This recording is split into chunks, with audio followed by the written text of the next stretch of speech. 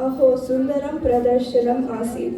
बुद्धस्य कथा अस्मान् करुणाः, शान्तेः, विचारस्य च महत्त्वं स्मरयन्ति। अग्रे एलिकाट् सिटी केन्द्रस्य प्राथमिकस्तरछात्राणां मित्रमेलनम् इति नाटकं पश्यामः।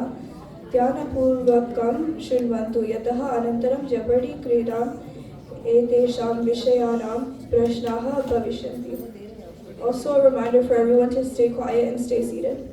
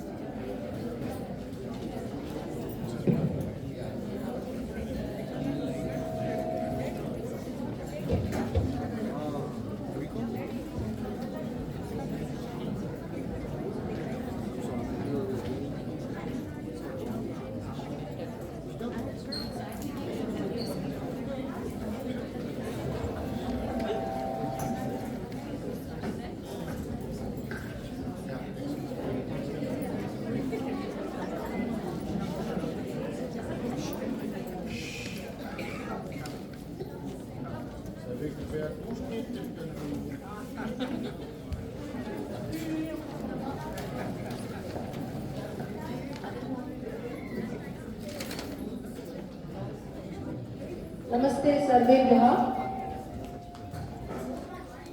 नमस्ते भगिनीभ्यः। कथमस्ति?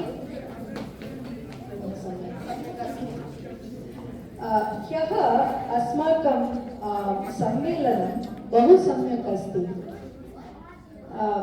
बहुकालानन्तरं वयं मिलितवन्तः। भारतदेशस्य राज्ञीनां विषये सम्भाषणं पुनः कुर्मः किम्? नमस्ते, बहु सम्यक् अस्मि। अहमपि तस्मिन् विषये पुनः सम्भाषणं कर्तुम् इच्छामि। अहं पाठशालायां भारतदेशस्य वीरपुरुषाणाम् इतिहासानि न पठितवती। नमस्ते, अहमपि भारतदेशस्य वीराः राज्ञीनां विषये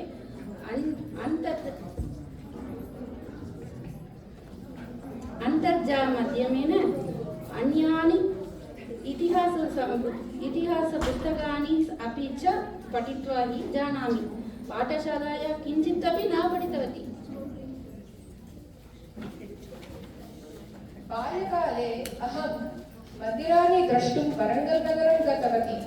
तस्य इतिहासः अद्भुत आसीत्। तं च अहं कथयितुम् इच्छामि। सर्वेभ्यः नमस्कारः। अद्य अहं वीरराज्ञ्याः रुद्रमादेव्याः संक्षिप्तं परिचयं प्रस्तौमि। काकतीयवंशस्य प्रतापिनी साम्राज्ञी रुद्रमादेवी रुद्राम्बा इति अपि प्रसिद्धा। त्रयोदश्यां शताब्द्यां दक्षिणभारते आन्ध्रप्रदेशे तेलङ्गानाप्रदेशयोः शासनं कृतवती। सा काकतीयनरेशस्य गणपतिदेवस्य पुत्री आसीत्। तस्याः पिता पुत्रहीनः आसीत्, अतः सः ताम् एव स्वराज्यस्य उत्तराधिकारिणीं घोषितवान्। रुद्रमादेवी एका अद्वितीय वीरनारी आसीत्। सा अश्वरोहणे, खड्गचालने च निपुणा आसीत्। युद्धेषु सा स्वयं स्वसैन्यस्य नेतृत्वं कृतवती। सा सम्पूर्णजीवनं पितृसत्तायाः विरुद्धं संघर्षं कृतवती। स्वराज्यस्य रक्षणाय सा पुरुषवेषम् अपि धारितवती। सा एका प्रजावत्सला शासिका आसीत्। सा न्यायप्रिया शान्तिप्रिया च आसीत्।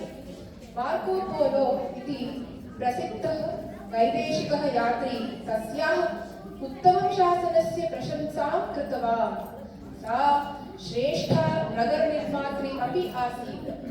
सा वरङ्गल् दुर्गस्य निर्माणकार्यं सम्पूर्णं कृतवती। प्रजानां हिताय सा बहूनि मन्दिराणि जलाशयान् च निर्मापितवती। 89,200 वर्षे युद्धभौमौ सा वीरगतिं प्राप्तवती। भारते इतिहासे सा एका साहसिकी समर्था प्रजापालकसाम्राज्ञी इति रूपेण सदा स्मरते।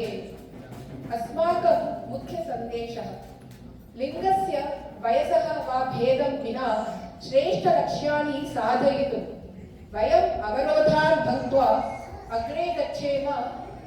रुद्रमादेवी स्वकार्यैः विश्वं प्रति एतत् प्रमाणितवती।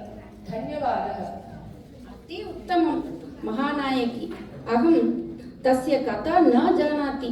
अस्माकम् इतिहासः बहु उत्तमं बहु सुन्दरं गर्वनीयम् अपि अस्ति। गतवर्षे वयं कश्मीरराष्ट्रे श्रीनगरपर्यन्तं यात्रां गच्छामः। तत्र राजा ललितादित्यः मुक्तपीठस्य वीरकथां श्रुतवन्तः। कश्मीरनगरे कार्कोडकवंशे ललितादित्यः प्रसिद्धः नृपः आसीत्। सः सकलविद्यासु चतुरः धीरः अपि आसीत्। तस्य राज्यकाले कश्मीरः उत्तरभारतस्य मुख्यराज्यम् इव अवर्धत। सः अनेकानि स्थलानि पराजयित्वा 4 दिशायां तस्य राज्यं सर्वत्र व्यापितवान् इति ग्रन्थम् अकथयत्। एकस्मिन् बहु मुख्यं विषयम् उत्तरपूर्वे तिबेतेन बौद्ध साम्राज्यस्य आक्रमणम्, उत्तरपश्चिमे तुर्क्येन आक्रमणं, पश्चिमे उम्मयाद् अरबेन आक्रमणं स्थित्वा अपि भारतदेशस्य रक्षणं कृतवान्। तथैव नास्ति, सः कला, शिक्षाः, देवालयनिर्माणम् अपि च प्रोत्साहितवान्। कश्मीरे मार्ताण्डसूर्यमन्दिरं प्रसिद्धं मन्दिरम् अस्ति। सः एव तस्य निर्माणकर्ता इति जनैः श्रुतः। ललितादित्यः मुक्तपीडः अपि जनैः उद्यते। मुक्तपीडः इत्युक्ते मोक्षप्रदा इति अर्थः। सः 8मे शतमे राज्यं कृतवान्। धन्यवादः। बहु उत्तमं राजा। बहु उत्तमम्। ललितादित्या महोदयस्य चरित्रं ज्ञात्वा बहु सन्तुष्टा एवं गर्विता अपि अस्मि।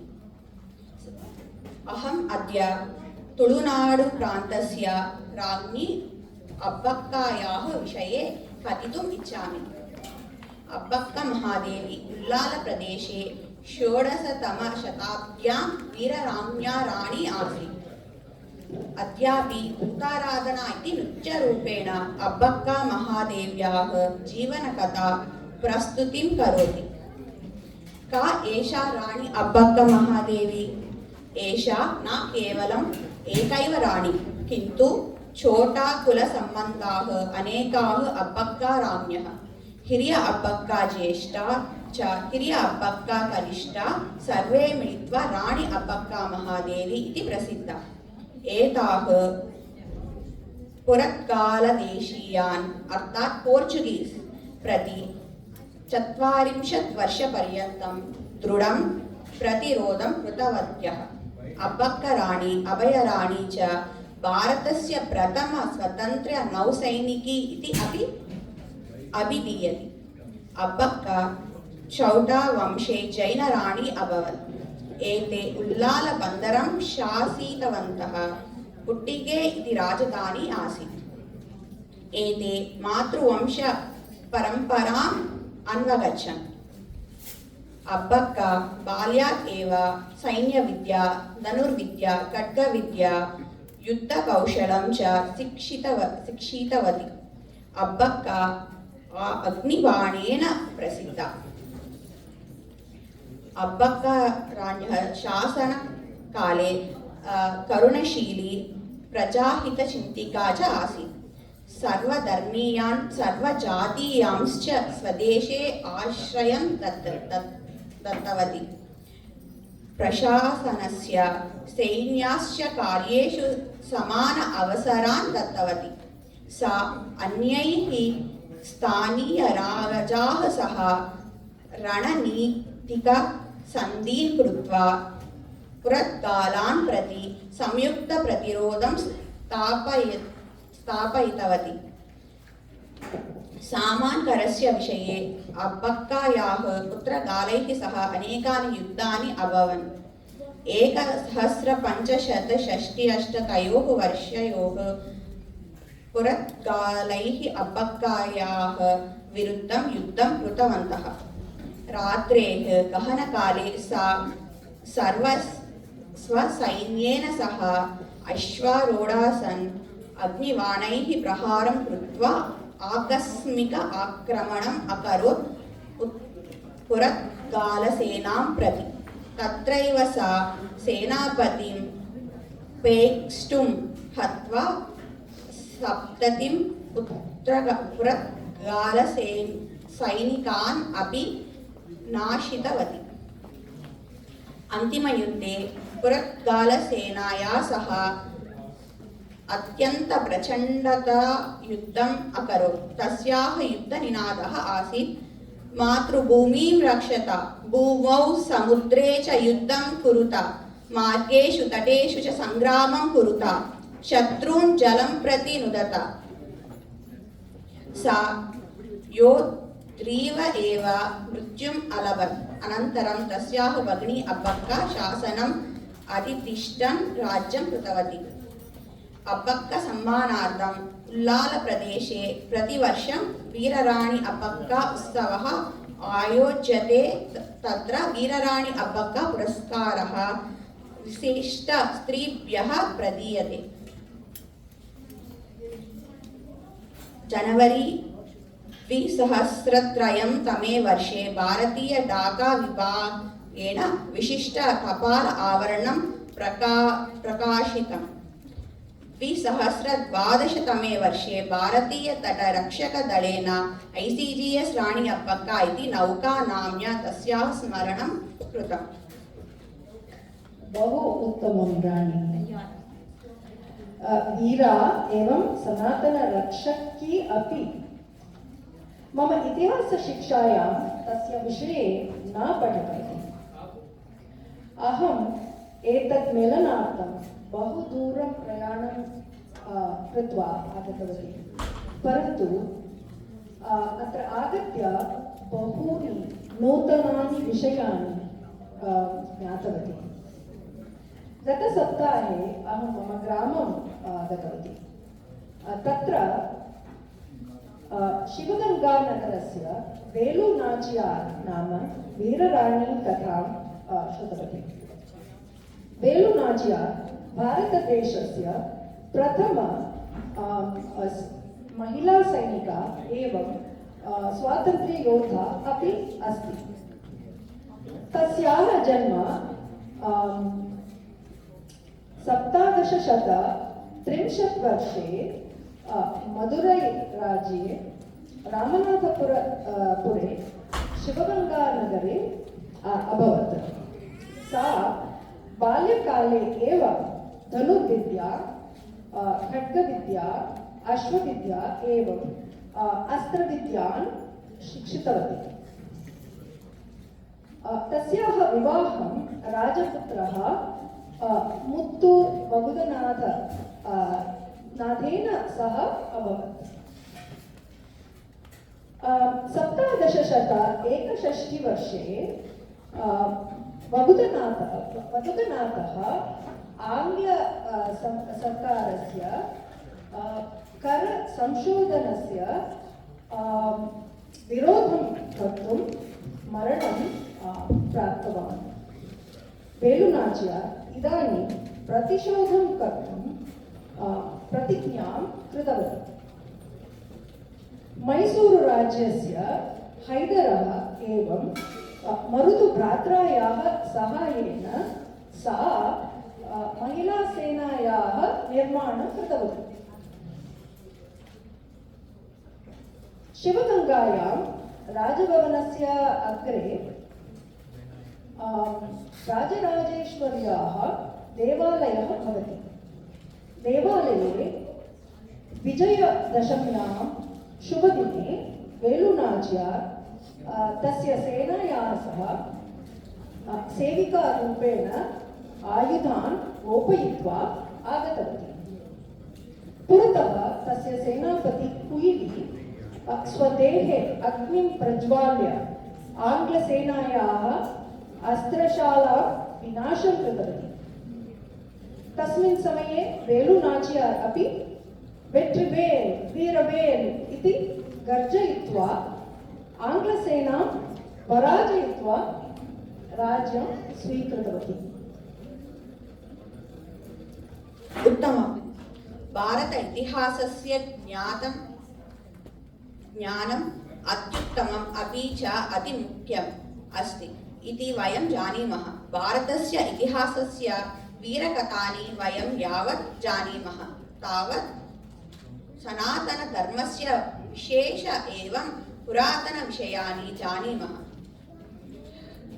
आम्, वयं पुनः मिलामः। आगामि वर्षे मम गृहे मिलामः। सर्वेभ्यः स्वागतम्। उत्तमं, धन्यवादः। पुनर्मिलामः। धन्यवादः।